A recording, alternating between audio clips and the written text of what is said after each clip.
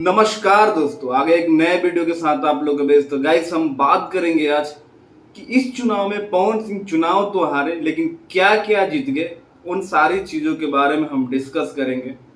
Video को पूरा देखना और चैनल पे पहली बार होंगे तो चैनल को सब्सक्राइब कर लेना और बेल आइकन को प्रेस कर देना जिससे आने वाले नए वीडियो के बारे में आपको पता चल सके। सबसे पहले गाइस, जो पवन सिंह के लाइफ में आपने देखा होगा, 2-3 बार ऐसा हुआ था स्टेज शो पे, उन्होंने कहा था कि मैं दुनिया का सबसे फंसा हुआ इंसान हूँ और मेरी लाइफ एकदम तितर बितर छितर बितर हो गई है।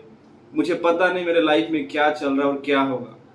ये सारी चीज़ें उनको इसलिए झेलनी पड़ रही थी क्योंकि एक तरफ से अक्षरा सिंह और दूसरे तरफ से उनकी खुद की बीवी ज्योति सिंह, दोनों लोग उन पर पे अटैक किए जा रहे थे और कोई ऐसा कसर नहीं था जिसमें पवन सिंह को गलत साबित ना कर सके। लेकिन वो कहते हैं ना कि जो भगवान की मर्जी होती है ना, उसके बिना एक पत्ता भी नहीं हिल सकता। वही हुआ चुनाव का। जब से मतलब परिणाम के लिए कि चुनाव लड़ना है, मुझे ऐलान करते हैं, फिर एक संयोग बनता है और ज्योति और पवन सिंह का लखनऊ में मिलान होता है पूरी फैमिली के साथ। और पवन सिंह सारे गिले शिकवे जो भी होता है उनके लाइफ में, जितनी भी कंट्रोवर्सी ज्योति को लेके, ज्योति को फैमिली के लेके होती है, सब कुछ भुला जाते हैं, सब कुछ माफ कर देते हैं और ज्योति सिंह को अपना लेते हैं।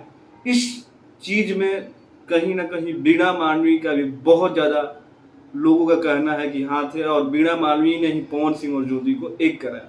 तो सबसे बड़ी जीत तो पवन सिंह की यहीं पे हो गई, चाहे वो चुनाव की वजह से हुआ, चाहे किसी भी वजह से हुआ। सोशल मीडिया पे हमेशा पवन सिंह इस बात को लेकर ट्रोल होते थे कि जो अपने पत्नी को नहीं रख सकता वो क्या पावर स्टार, घंटा पावर स्टार। लेकिन उन सब चीजों में पूरा चुनाव निकल गया। एक बार किसी ने नहीं कहा कि जो अपने पत्नी का नहीं हो जनता का क्या होगा। तो ये सबसे बड़ी जीत थी। देन सेकेंड नंबर पे जिसको पवन सिंह अपना मानते थे, हृदय से मानते थे, वो मनोज तिवारी, रवि किशन, निरहुआ, वो 3 लोग ने पवन सिंह को धोखा दिया और एक शब्द चाहे एक बार भी नरेंद्र मोदी से मीडिया में नहीं बोला। चाहे उनकी हिम्मत नहीं हो पाई कि अमित शाह या जेपी नड्डा से कह पाए कि नहीं आप पवन सिंह को टिकट दो। और जो हमेशा दुश्मन की तरह लड़ता था, जो पवन सिंह के विपक्ष में खड़ा होता था, खेसारी लाल यादव, वो पवन सिंह के लिए कैंपेन किया, चुनाव में वोट मांगा। तो इस चुनाव में पवन सिंह को एक अपना छोटा भाई मिला जो पूरा दुनिया उसके खिलाफ थी, फिर भी अपने बड़े भाई पवन सिंह के साथ खड़ा था।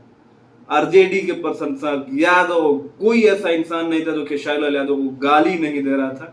फिर भी खेसारी लाल यादव पवन सिंह के लिए गाली सुने और काराकाट में जाके वोट मांगे। तो खेसारी लाल यादव जैसा एक छोटा भाई, लक्ष्मण जैसा एक छोटा भाई इस चुनाव में मिला।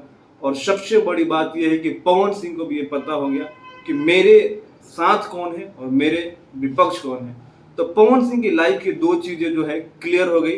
बाकी चुनाव में जीत हार तो लगा रहता है। आप लोग का क्या कहना है कमेंट जरूर करके बताना। मिलते हैं अगले वीडियो में, तब तक अपने भाई को दो इजाजत।